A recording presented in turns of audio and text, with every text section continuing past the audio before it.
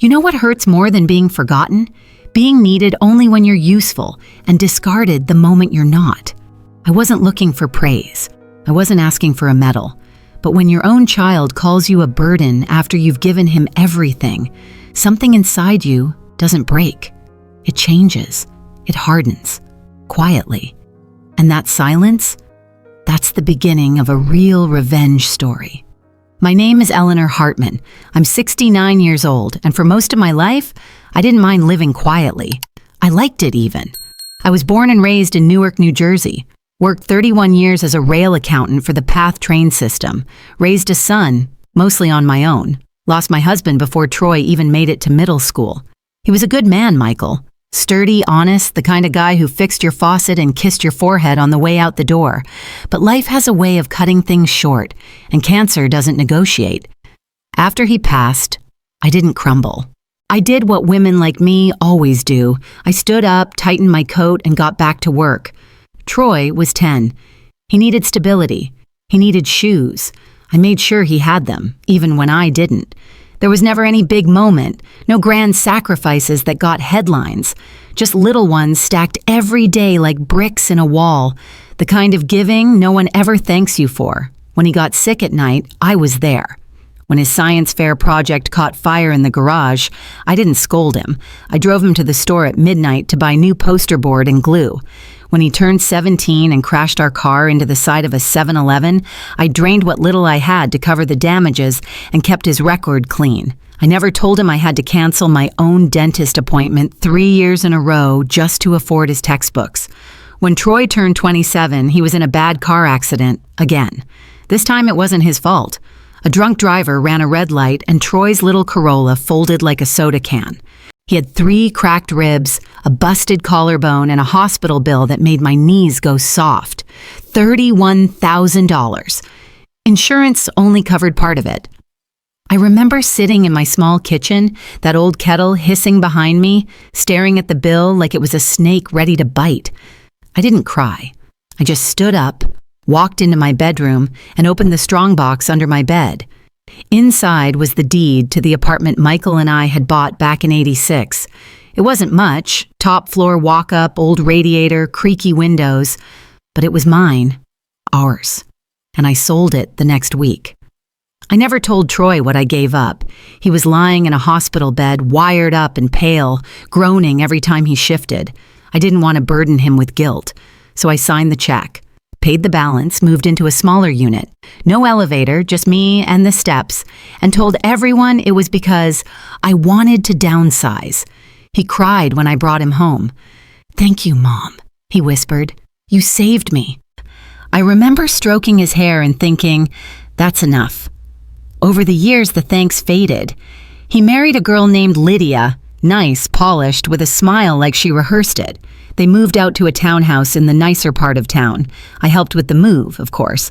Packed their dishes, folded their blankets. When they bought their second car, I co-signed. When Lydia had morning sickness during her pregnancy, I made her ginger tea and walked their dog. That's just what you do, right? That's what mothers do. But something shifted. The calls came less, the visits shorter. My birthday was often marked with a text, sometimes an emoji if I was lucky. I figured they were busy. Kids, careers, obligations, I didn't mind. I had my crossword puzzles, my tiny porch garden, my bad knees and my worn slippers. And still, I stayed soft. I stayed open. I stayed ready. Because I truly believed that love like mine was enough to hold any family together. But love, I've learned, is a quiet currency. And some people, your own children even, spend it like it's endless. They don't count what it costs you. They don't ask what's left. I gave Troy everything. My money, my body, my time, my good years. And I hoped he might give back even a little in return. But Thanksgiving was coming. And with it, a moment I wouldn't come back from. I didn't want to ask. I really didn't. But the pension check was delayed, my refrigerator was whispering its emptiness louder every day, and the weather was starting to bite through the cracks in my window frame. Thanksgiving was around the corner, and the silence from Troy's side of the phone line had stretched on for weeks. No call, No check-in. Not even one of those dry, forwarded memes he used to send when he didn't have time for a real conversation. I debated for hours before picking up the phone, typed out the message, erased it, typed it again. "Hi, sweetheart, hope you're doing well. I was wondering if maybe I could spend Thanksgiving with you and the kids, just for the weekend." I stared at the blinking cursor. Sent. 3 hours passed before he replied. "Sure, Mom, that should be fine. Just let me check with Lydia." No follow-up, no confirmation, nothing. I waited 2 more days before I gave in and called him, straight to voicemail. So I did what I told myself I'd never do again. I showed up. I packed a small overnight bag, slipped on my thick coat, and rode the bus across town. The bus was crowded with people carrying grocery bags and brown paper-wrapped pies. Everyone looked warm, like they were going somewhere they belonged. I stepped off at Troy's stop with the wind tearing through my scarf. The neighborhood looked like a postcard.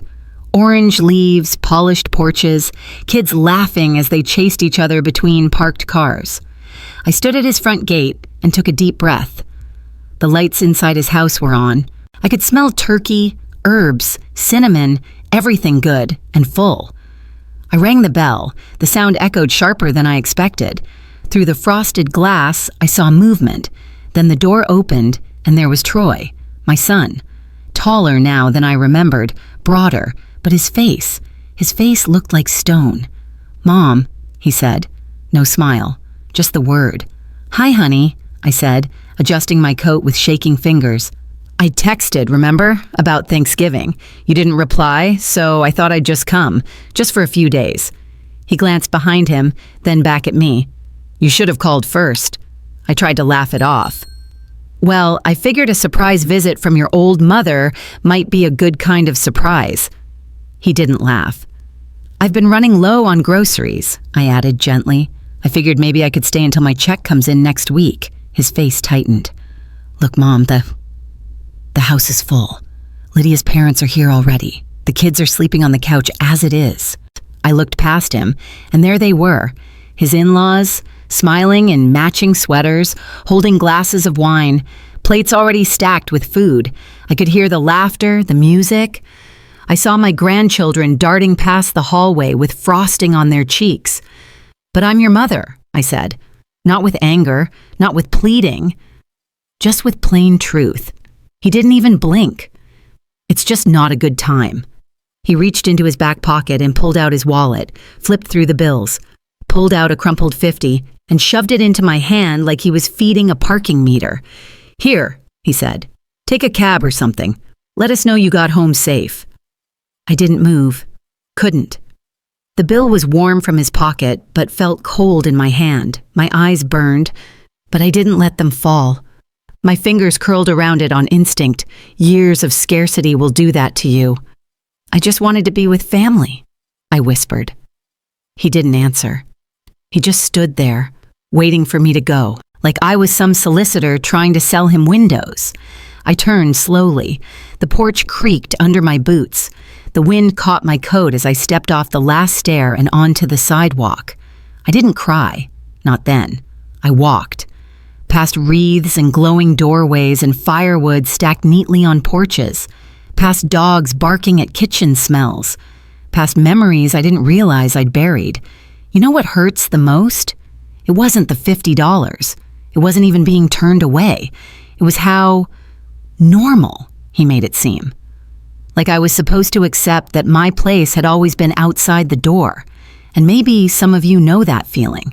Maybe you've stood on that same kind of porch, invisible, uninvited, and unwanted. If you have, I'd love to hear your story. Because this one was mine. And it still echoes when the holidays roll around. By the time I reached the end of the block, the lights had blurred behind me. I took the bill out of my coat and stared at it.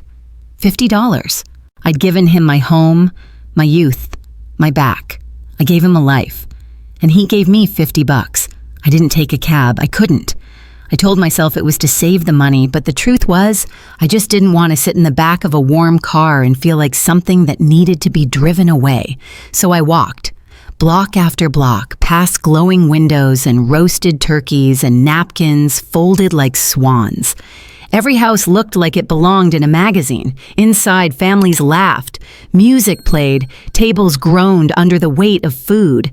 And I walked with $50 in my coat pocket and a silence in my chest that felt heavier than bone. I passed a group of kids tossing leaves at each other, shrieking with joy. One little girl reminded me of Troy at that age. Back when he'd hold my hand without being asked. Back when he'd crawl into bed with me during a thunderstorm and whisper, "Don't worry, Mama, I'll protect you." That boy didn't exist anymore. By the time I reached the bus stop, my feet were numb and my face was tight from the cold. I sat on the bench beneath a flickering street lamp, the plastic seat sticky with condensation. My hands were shaking, but I didn't know if it was from the wind or from what just happened. I could have gone home. Could have boiled water, curled up under 2 blankets, waited for the numbness to pass. But something in me refused to go back just yet. Not like this. Not tonight. So I caught the last bus to downtown, where the storefronts were still lit up from the holiday rush. I didn't know where I was going. I just needed not to be alone in that moment. I needed to keep moving so my mind wouldn't catch up. The bus was nearly empty. Just a woman with a crying baby and a man in a hoodie who looked like he hadn't slept in days. I sat by the window, watching as the city blurred by. All those lights, all that cheer, none of it for me. I thought about calling Troy again. Thought about texting Lydia and asking, point blank, "Why did you shut the door on me?" But what would that change? They'd made it clear. I wasn't part of their picture anymore. It hit me then, in that rattling bus seat. I had no one to call, no one waiting, no one wondering if I was okay. And yet, I hadn't done anything wrong. I hadn't betrayed anyone. I hadn't shouted, hadn't cursed, hadn't thrown anything. I'd just shown up, with hope. Hope's a funny thing. It doesn't scream. It just quietly dies when no one meets it halfway. When I finally got off the bus, it was past 11 p.m. The streets were slick with frost. I wandered for a bit, past shuttered stores and the dim glow of late-night diners. My stomach growled, but I didn't have the appetite for greasy eggs or weak coffee. I ended up sitting on a bench outside an old pharmacy, the kind with peeling paint and a plastic Santa taped in the window. I pulled my coat tighter around me and looked down at my hands. They were dry and cracked. These hands once held Troy's feverish head, once packed his lunch, once clapped the loudest at his 3rd grade play. Now they just trembled quietly in my lap. That's the thing no one tells you about growing older. It's not the wrinkles or the bad knees that get you. It's the invisibility. It's the way the world stops seeing you. And sometimes, even your own children stop seeing you too. I sat like that for almost an hour. At some point, a security guard passed by and gave me a strange look. I nodded politely. He kept walking. Eventually, I went home. The bus dropped me off a few blocks from my apartment. The sidewalks were empty now, not even the hum of traffic. Just me and my thoughts. The kind of thoughts that don't ask permission before they cut. When I reached my building, the porch light had burned out. I fumbled for my keys with fingers too stiff to feel. When I finally stepped inside, the air hit me like a slap. Cold, still, unbothered by my absence. I didn't turn on the lights, just dropped my bag and sat down at the edge of the bed. My body ached, not from the walk, but from carrying years of being needed, and now being discarded. I opened the fridge out of habit. Inside, half a jar of mustard, an old apple, a single egg I'd been saving for breakfast. I closed it without taking anything. I thought of Christmases past, when I'd stay up all night baking cookies from scratch, wrapping little dollar store toys in old newspaper, tucking them beneath Troy's pillow with a note from Santa. He once told me it was magic, that I was magic. Now I was a burden. I looked around my apartment. Nothing had moved. Nothing had changed, except me. I had changed.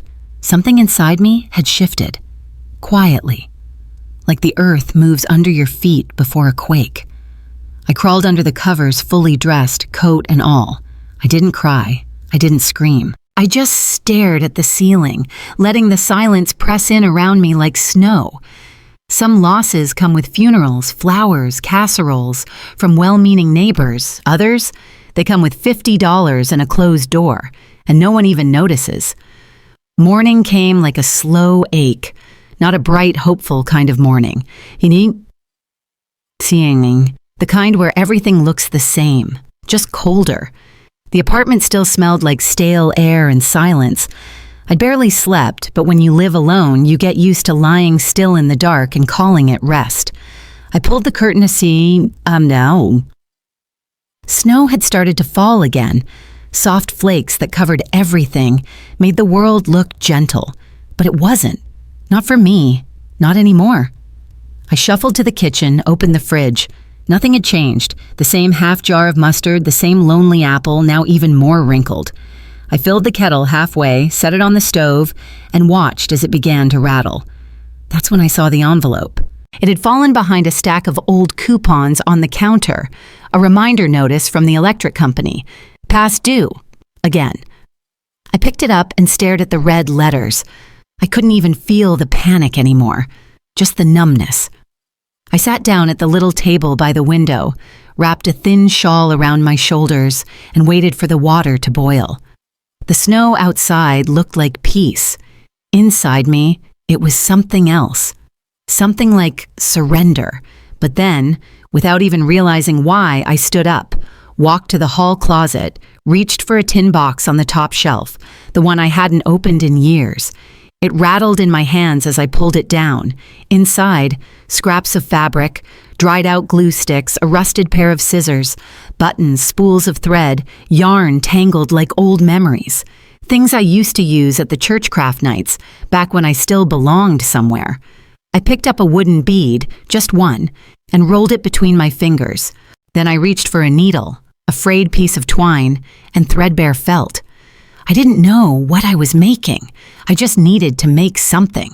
The table slowly filled with pieces, lopsided, imperfect, a little sad, but they were mine. Every knot and wrinkle and crooked edge came from these hands, my hands, the same ones that once soothed fevers, scrubbed bathtubs, stitched torn backpacks and wedding veils. These hands still worked. That realization, small as it was like breathing after holding it too long. I didn't have anyone waiting on the other side of a door. I didn't have a warm house full of noise and joy, but I had this. I had me, and I had time. And in this quiet corner of my life, that would have to be enough. The next morning, I cleared the table and arranged the pieces more neatly. Bookmarks made from cereal boxes and twine, greeting cards cut from old magazines, ornaments sewn from mismatched fabric scraps. I wrapped them one by one in newspaper and tucked them into an old tote bag I hadn't used since Troy's high school soccer games.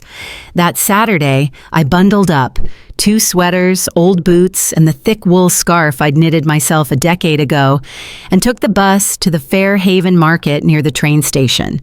It wasn't glamorous, just a cracked stretch of sidewalk lined with folding tables and plastic tarps. Immigrants, retirees, people just trying to get by. I found an empty corner near a dented bike rack, laid out a clean sheet, and began to arrange my wares. People walked by without looking. A few glanced, most kept walking. One man laughed. "Nobody needs this kind of junk anymore." I nodded, smiled politely, pretended it didn't sting, but it did. Still, I stayed. Hour after hour, my feet throbbed, my hands were raw from the wind. But I stayed, not because I thought I'd sell much, not even because I thought someone would care, but because I needed to be there. I needed to believe I could still take up space in the world without asking for permission. I stayed because something had shifted inside me. I stopped waiting, stopped hoping for Troy to call, stopped expecting warmth from people who'd already shut their doors. I stopped trying to be someone's mother just to be remembered. I was tired of waiting to be included. And in that market, surrounded by noise and cold and strangers, I felt something settle in me. A quiet decision. If they won't let me in, I'll build something outside the walls. If they don't see me, I'll see myself. It wasn't dramatic. No tears, no big speeches. Just a woman standing in the cold, holding a piece of her own work and realizing, these hands still matter, even if no one says so. The next Saturday started with rain. Not a gentle mist, not a soft drizzle. It was the kind of rain that slapped sideways, soaked you to your bones, and dared you to keep standing. I should have stayed home. Every part of me ached. My knees, my back, even my fingers were stiff from the cold, but I packed my bag anyway. Double-layered the plastic, pulled on my heaviest coat. I told myself, you don't have to sell a thing. You just have to show up. The Fairhaven market was already half empty when I arrived. Vendors were packing up early, trying to save what little hadn't been drenched. I found my usual corner. The ground was wet. My tarp wouldn't stay flat.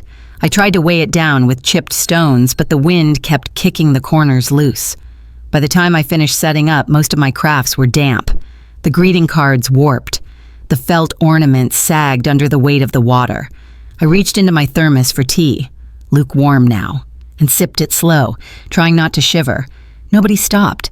Nobody looked. A few people gave me that sideways pity glance, like they couldn't tell if I was selling or surviving. I sat on a folding stool I'd borrowed from a neighbor, soaked all the way through, holding a little beaded bracelet I'd made with buttons and fraying thread. The glue had started to peel. I held it anyway, and I whispered to myself, at least I didn't have to ask anyone for anything. That meant something, even if no one else knew. Just then, I felt a tap on my arm. I turned and saw her, a woman I'd seen around the market before, older than me maybe. Strong hands, deep smile lines, always wore hand-knitted scarves and sold greeting cards 2 tables down. She didn't speak. I remembered hearing someone say she was mute, but she didn't need words. She pulled out a paper cup from her bag, steam rising from the top, and placed it gently in my hands. Jasmine tea, hot, fragrant, real. I didn't know what to say, so I just nodded. My throat thickened and I sipped. The warmth ran through me like something sacred. We sat together in silence for a while, watching the rain swallow the market. That night, I went home with a soaked bag and ruined crafts. I laid them out on the kitchen counter, one by one, peeled apart the soggy paper, wiped the buttons dry, ironed the edges of the greeting cards between 2 old cookbooks. Not because I thought I could still sell them, but because I couldn't stand to throw away something I'd made with these hands. Not yet. I told myself tomorrow will come, and maybe it will come kinder. The next morning I woke up to sore joints and that damp smell clinging to the air, but I got up anyway, poured myself coffee, stretched my back until it cracked, and went back to the table. I cut, folded, glued, and threaded, slowly, deliberately. No one was watching, no one cared, and maybe that was what made it so beautiful. I didn't need applause. I didn't need Troy to suddenly remember me or Lydia to send flowers. I didn't need a holiday invitation or a sorry mom text. All I needed was to feel like I still existed, that I wasn't done. By the end of the week, my little box of crafts was full again. Nothing fancy. A few bookmarks, some keychains made from buttons and string, holiday tags cut from recycled paper. I packed them carefully, each piece wrapped in a square of newspaper, sealed with tape and hope. That Saturday, the rain had passed. The sun returned, shy but steady. The sidewalks were still damp, but the air felt lighter. I took my place at the same corner, this time with a new tablecloth I'd sewn from old pillowcases. I set up my wares, took a breath, and waited. An hour passed, then 2. Then a woman with a stroller paused. She picked up a greeting card with a ribbon bow. "My daughter would love this," she said. "How much?" I told her. She nodded, pulled out her wallet, and handed me $2. I almost dropped the change. It was small, tiny, really. But it felt like something cracked open inside me. Just a sliver, a spark. She left, card tucked into her diaper bag, and I sat there staring at the $2 bill like it was a certificate of life. That night, I didn't even count the money in my tin. Just sat by the window with my tea, watching the snow return, thinking, this is not how I imagined life would be at 69. But maybe it's not over yet. Maybe there's still something left, just for me. It was a gray February afternoon, the kind of day where the sky feels heavy even without rain. I was sitting by the window, working on a small embroidery project, a set of tiny blue forget-me-nots stitched into the corner of a pillowcase. It was one of the nicer ones. I'd meant to sell it before Christmas, but something told me to hold on to it. Maybe I was saving it for myself. Maybe I just wasn't ready to let it go. Outside, Calvin was watering the flower bed under the porch eaves. The snow had mostly melted, but the earth was still cold, reluctant. He hummed as he worked, an old tune I couldn't name, but had heard 1,000 times in his quiet company. That's when I heard it. Tires, the crunch of gravel, a door slamming. I stood up slowly, my knees stiff from sitting too long, pulled back the curtain, and froze. It was them, Troy and Lydia, side by side, walking up the path like they'd done it 100 times. Lydia held a bakery box in her hands. Troy was looking around, his face strained, smiling too hard. His hair was thinner. His coat looked expensive, but tired. He knocked on the door twice, then stepped back. "Mom," Troy said as I opened it. "Look at you. We were just in the area. Thought we'd stop by. Brought your favorite, pecan cinnamon rolls. Thought it'd be nice to catch up," Lydia added, her voice sweet like syrup. "We've missed you." I said nothing at first. My hand stayed on the doorknob. That silence between us? It wasn't awkward. It was earned. Then I stepped aside. They settled onto the couch like nothing had ever happened, like Thanksgiving never existed, like $50 and a slammed door hadn't happened just months before Troy pulled out his phone. "So listen, there's this real estate project in Guilford. Pre-development phase, big opportunity. Everyone's getting in. You double your investment in 2 months. Easy." I sat quietly, my hands folded in my lap. He swiped through images. Lydia leaned in. "All we need," she said, "is to use the deed, just as collateral. You're not even selling the house, just a short-term loan." My fingers began to tremble. Not from age, not from cold, from rage. But not the loud kind, the kind that runs deep and still, the kind that remembers. They thought I'd forgotten, that I hadn't spent Christmas alone in the dark, eating crackers and praying the power wouldn't shut off, that I hadn't cried into a cold pillow while they laughed in matching sweaters.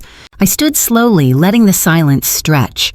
Just then, Calvin walked in from the back porch. His boots were muddy, and he was holding a small basket of fresh greens. He paused when he saw the tension, but didn't speak. Troy's eyes flicked toward him, then back to me. "Well, well," he said with a half sneer. "Who's this? Some stray you picked up? You feeding the homeless now, Mom?" And just like that, it snapped. I looked at him. Not the boy I raised, not even the man I hoped he'd become, but the stranger who had replaced him. "There will be no mortgage," I said, my voice low but steady. "What little I have left is not yours to gamble." Troy's smile disappeared. He stood, anger rising in his cheeks. "You forget yourself," he spat. "This house belonged to Dad. You're just squatting here." He took a step forward, looming. I didn't flinch. Calvin stepped between us. He wasn't a big man, but in that moment, he looked 10 feet tall. "She said no," he said, calm as a winter sky. Troy stared at him, baffled. "You've lost it," he hissed. "Letting strangers run your life. We're your sons." I shook my head. "You were." The words didn't come from spite. They came from truth. Lydia stood, grabbing her purse. "Let's go. This was a waste of time." As they reached the door, Troy turned. "You'll regret this." The door closed with a soft click. I exhaled, and for the first time, I didn't feel like the one being left behind. I was the one who chose to stay. You know, there's a kind of peace that doesn't come with justice or revenge. It comes from knowing, deep down, that you didn't let them break you, that your value didn't need a signature or a deed or a second chance. If you've ever reached that point where you finally say no more without shouting, "I hope you know what I mean. Tell me." Have you ever had to draw that line? The one where love ends and self-respect begins? I'd truly like to hear what helped you finally say, enough. After they left, the air in the house felt lighter. Still, but not empty. It was the kind of quiet that comes when you finally stop waiting for someone to come back. I stood in the kitchen for a long while after the door shut, hands resting on the counter, heart beating slower than usual.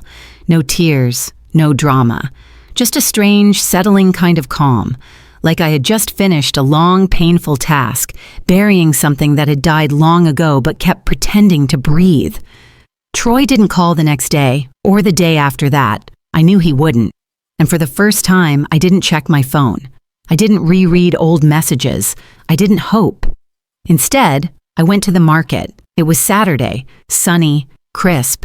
I wore the new mittens I'd knitted from leftover yarn and brought a fresh batch of bookmarks, pressed wildflowers between reused cards, stitched edges with red thread. They weren't perfect, but they were mine. I didn't expect to sell them all. I just liked the way people paused when they saw them. I liked being seen. That day I made $16 and 3 people smiled at me like I mattered. Back home, I made myself dinner. Not out of survival, but care. I lit a candle, played one of those jazz records from the 70s I used to love, ate slowly, like someone worth feeding. A week later, I got a letter in the mail.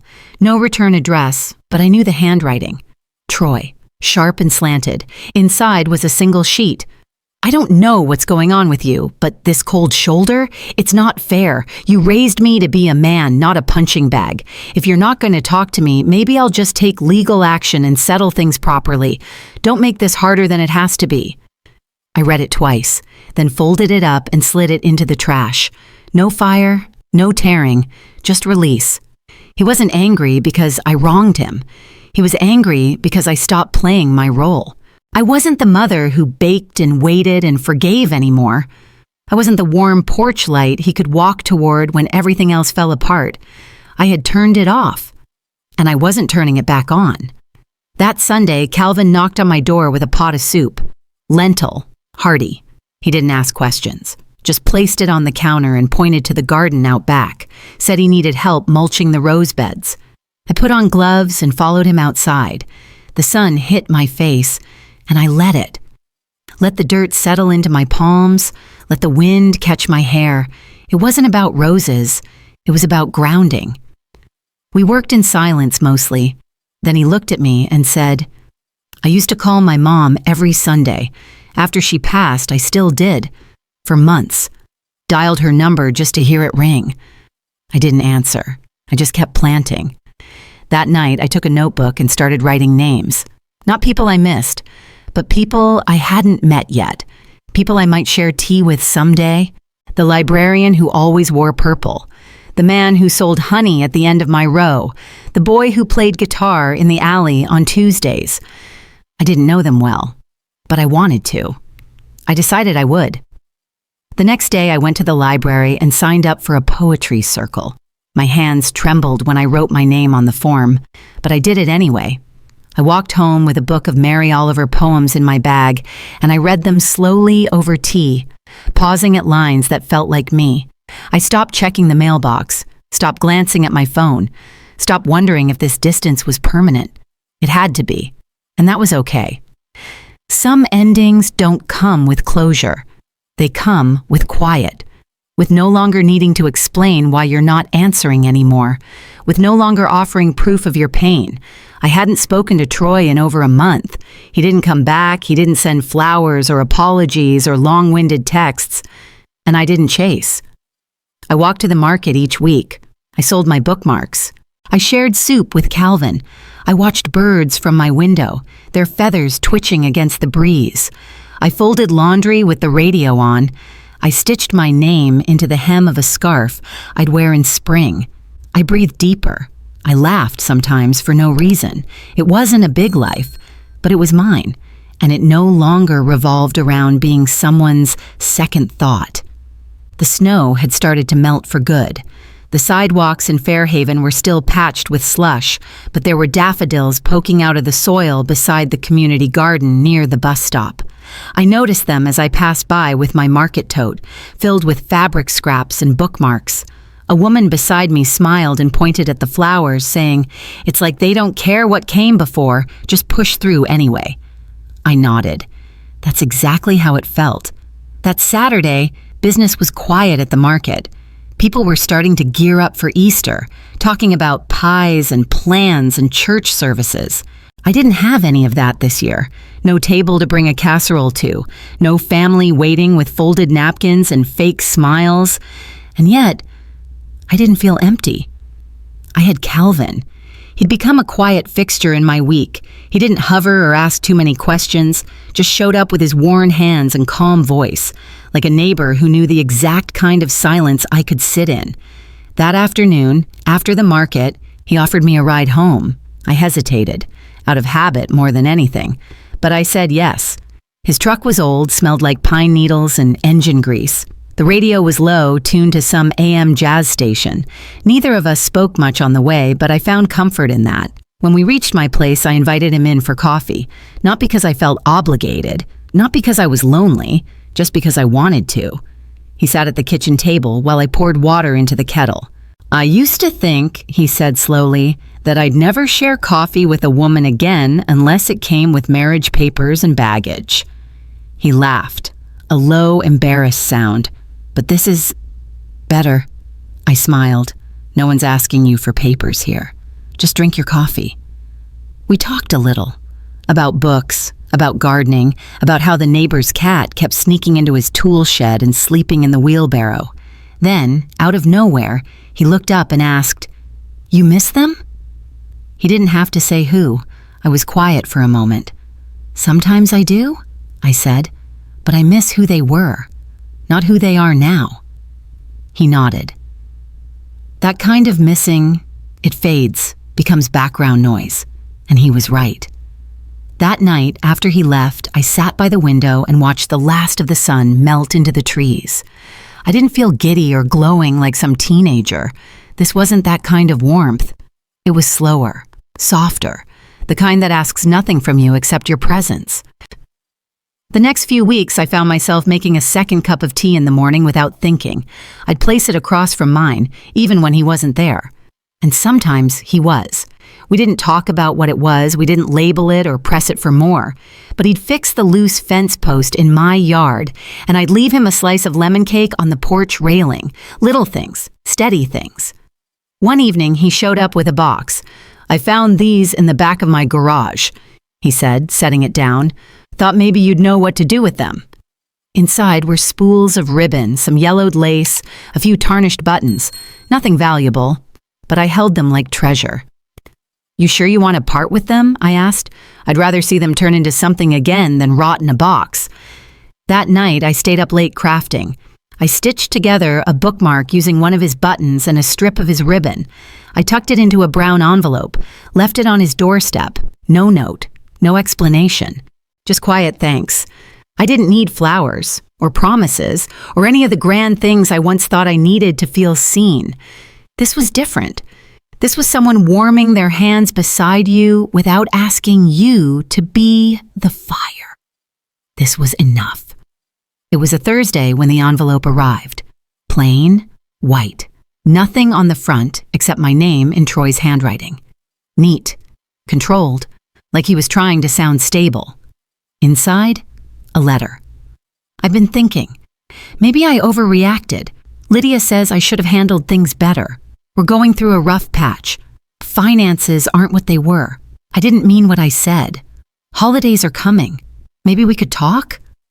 No apology, just a reach. A hand extended, not in remorse, but in need. I read it over twice. Then I folded it, placed it in the drawer with the other letters I never answered. That night, I made lemon bars and packed them in little boxes wrapped with ribbon. I wasn't thinking about Troy. I was thinking about Mrs. Abrams down the hall who had surgery on her hip, and little Ellie, who brought me a Valentine card even though it was March. I was living a different kind of life now, one that didn't orbit around who remembered me, but around what I chose to give. That Saturday, the market was busy. My booth looked better than ever. Hand-sewn tablecloth, a new display Calvin helped me build out of old crates. By noon, I'd sold 3 sets of bookmarks, a dozen greeting cards, and all of the cinnamon-scented sachets I'd made from leftover fabric. A woman paused in front of my table. She was older, hair pulled back in a gray braid, wearing a coat with elbow patches. "These are yours?" she asked. "Yes," I said. "Made every one of them myself." She smiled. "You ever thought of teaching a class? The community center just opened up a space for seniors. We've been looking for someone who can teach handcrafts. You'd be perfect." I didn't answer right away. Teach? Me?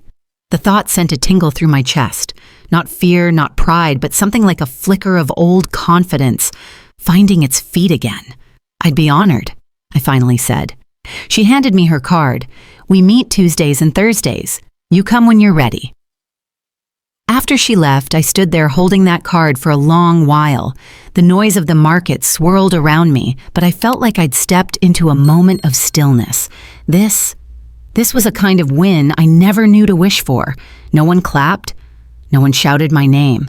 But in that moment, I felt something click quietly into place.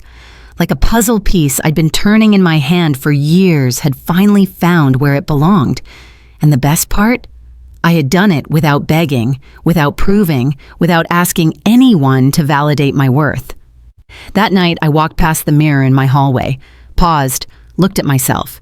And for the first time in a long while, I liked who looked back. No, she wasn't young. Her hands were wrinkled, and her hair had long gone silver, but her eyes were clear. Her spine was straight, and her spirit was no longer waiting in someone else's doorway. Let me ask you something.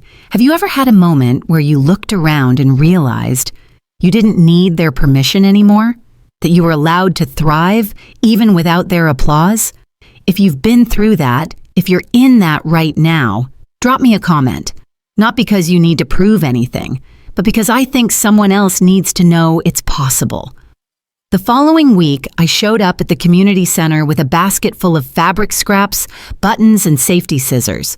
10 women waited in a small, sunny room, some younger, some older than me, a few in wheelchairs, one with a cane. They looked nervous. I smiled. "We're not here to make anything perfect," I told them.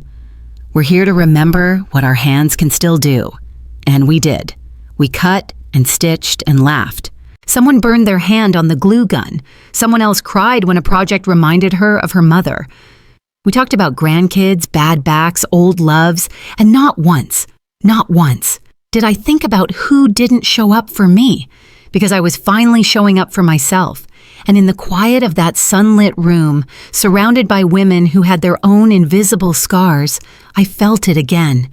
That soft, steady warmth of a quiet win. Not revenge, not recognition, just peace. The sun rose slower now, warmer too.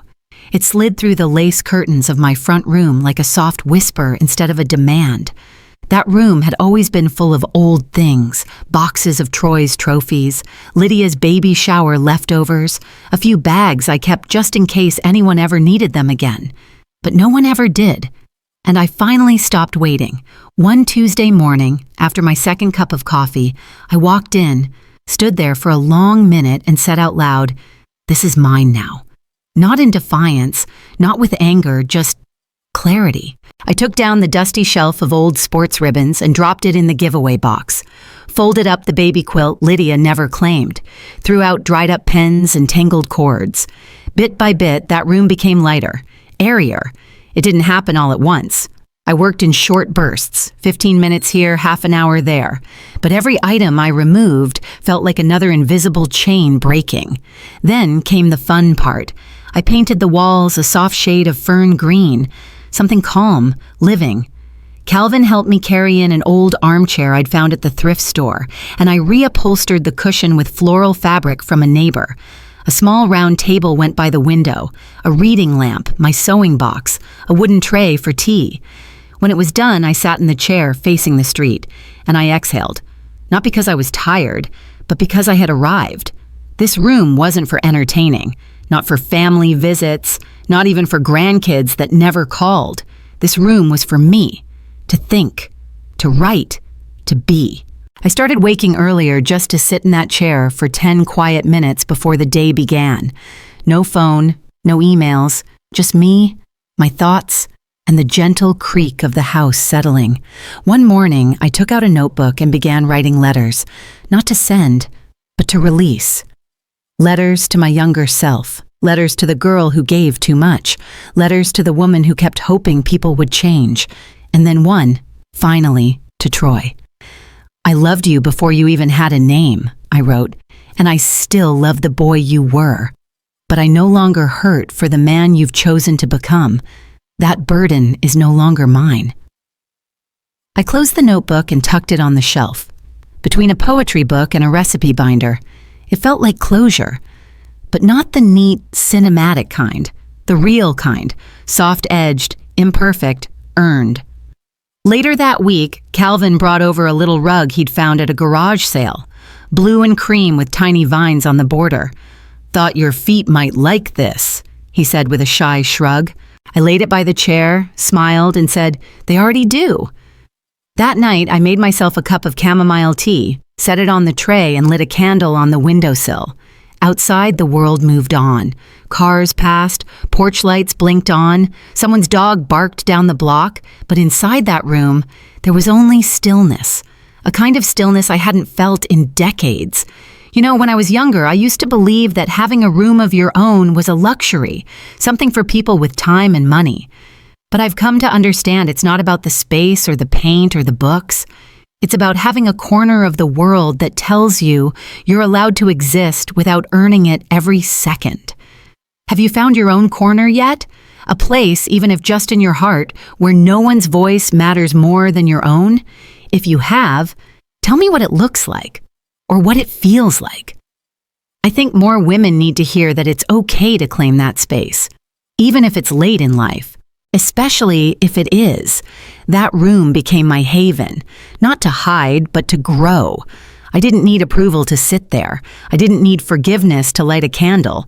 And when I sat in that chair, with the window open, just a crack, I remembered who I was.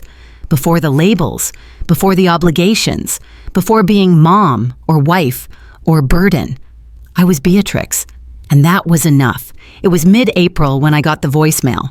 I hadn't spoken to Troy in almost 5 months. "Hey, Mom." His voice came through, guarded. Just wanted you to know Lydia and we're separating. I know things got messy. Anyway, hope you're well." That was it. No apology, no invitation to talk, just a breadcrumb tossed in my direction like he was unsure if I'd pick it up. I played the message once, then deleted it. Not out of anger, not out of pride, but because I no longer needed it. I wasn't angry with Troy anymore. Not exactly. I just didn't feel responsible for his storms. For so many years, I'd carried his chaos like it was mine to clean. I'd made excuses, softened edges, filled in the gaps left by his silence. Now, I finally understood. Just because I gave birth to someone didn't mean I owed them a lifetime of my peace. I didn't reply to his message. I didn't save his number again. Instead, I cleaned the windows, watered my plants, wrote another poem in my notebook. The past is not a guest. It does not ask politely, it bangs on the door, but you don't have to open it. Later that week, I passed by the diner on Main Street and saw a boy sitting alone, maybe 8 or 9, playing with a toy car, waiting for someone. I walked in for a slice of pie. The waitress, Cheryl, smiled when she saw me. "You're becoming a regular," she teased. "I like places that let you be quiet," I said, sliding into a booth. While I ate, I glanced at the boy again. Something about his stillness reminded me of Troy at that age, before the bitterness, before the ambition turned sharp. For a moment, my heart softened, but not for Troy now, for the child he used to be. And that was okay. Loving someone's memory isn't the same as inviting them back into your life. The next Sunday, I sat in my green reading room, the one I had claimed as mine, and listened to the birds outside. I didn't feel the weight of holidays anymore, didn't ache at the sound of other people's laughter. I had made something whole with what little I had left, and it was enough. Letting the past go doesn't mean forgetting it. It means not letting it define what's ahead. Troy might find his own healing someday, or he might not. But whether he did or didn't, that journey wasn't mine to walk anymore. I had other things to tend to, like my small class at the community center, The ladies who stitched tulips into napkins and swapped cookie recipes. The girl who asked me to teach her how to sew a button for her prom dress. They didn't need me to be a mother. They just needed me to show up. And I could do that. Some days, the ache crept back in, especially when the wind rustled the porch swing in that familiar rhythm. But it didn't knock me over anymore. It just passed through me, like an old friend who didn't stay long. I used to think letting go meant defeat, like giving up. But now I know better. Letting go is choosing yourself. It's saying, I've grieved enough. I've bled enough. I get to rest now. Have you ever had to do that? Let go. Not because you stopped loving, but because you finally started loving yourself more? If you have, I hope you know that's not weakness. That's power. And it's one of the hardest, bravest things a woman can do. That night, I wrote another letter I'd never send. Dear Troy, I hope you find peace. Not because I owe you that hope, but because I know what it feels like to live without it. But your peace isn't my project anymore. I release you. And I release myself. I folded the letter, placed it under a smooth river stone on my windowsill. Let the wind rustle the curtain as I sat back in my chair. The past had knocked, and I didn't open the door. And somehow, that felt like freedom. Spring was in full bloom by the time they showed up again. The daffodils in my little garden had doubled in number, their yellow heads nodding in the breeze like cheerful greetings. I was sitting in my green reading room, the soft fern walls still faded by winter's sun, sipping chamomile tea and reading a letter from a former student who'd sent me photos of the quilt I'd helped her finish.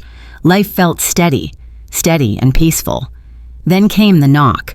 I recognized the timid rhythm before I registered who it was.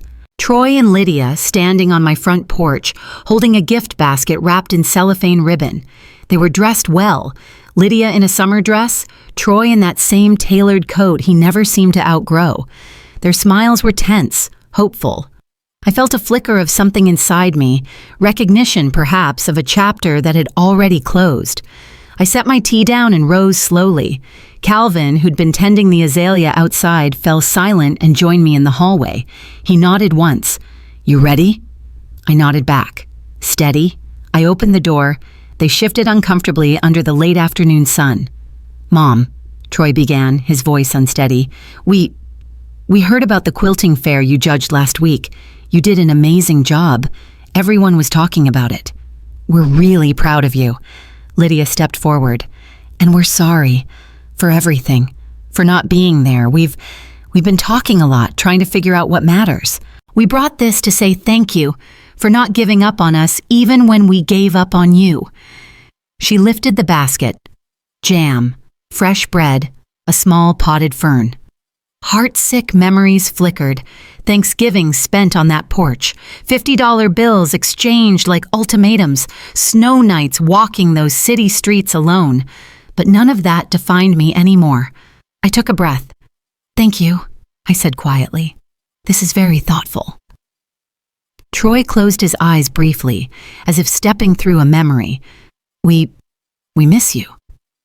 I felt something tug at me, old and familiar, but I also felt how far I'd come. The classes taught, the friendships formed, that green room where I finally learned to be still and just exist. I know, I said. I've missed you too. For who you were once, not who you became. I paused. But this, I gestured to the basket, to the porch. This is enough. I took the fern and set it just inside the door on the hall table. Its new leaves caught the light like little reminders. Troy swallowed. Lydia's eyes collected tears. I saw in their faces a mixture of relief and regret. And, I added softly, you don't need to fix me. I'm not broken. I closed the door gently. The click echoed in the hallway. Calvin and I stood there in silence for a moment. He laid a hand on my shoulder. They meant well, he said. But you're safe now. I nodded. Yes, I whispered. I'm safe. They walked away down the walk. Shoulders slumped, voices low. No dramatics, just two grown people leaving a doorway that no longer defined them or me. I poured myself another cup of tea and carried it back to my chair by the window. Outside, the sun painted the lawn in golden stripes. The new fern stood quietly on the table, bright green against the fern-painted walls. I thought of all the women who'd told me, in that community center room, that they'd wished they'd had this kind of peace sooner. Of the student who wrote to say she'd gotten her life back together after we worked on her quilt. Of the letters I'd never sent to Troy, now tucked under that river stone on the windowsill, as light as the wind. This was my victory, not the reconciliations that never arrived, not the grand apologies, but the calm in knowing. I did not have to beg for a seat at the table. I did not have to prove my worth to anyone. I did not have to wait for their permission to be happy again. Sometimes family is not the people who share your blood. Sometimes it's the people who share your table, your crafts, your quiet mornings. Calvin, the women in my class, the market neighbors, the boy in the diner, I had found my family in them. I lifted my teacup to my lips, closed my eyes, and let that warmth wash over me. To all of you watching, have you ever stood at a closed door and chosen peace over pleading? Have you ever found your chosen family in the most unexpected places? Share your story in the comments. No pressure, just your voice. Because sometimes the loudest victories are the ones no one hears but you.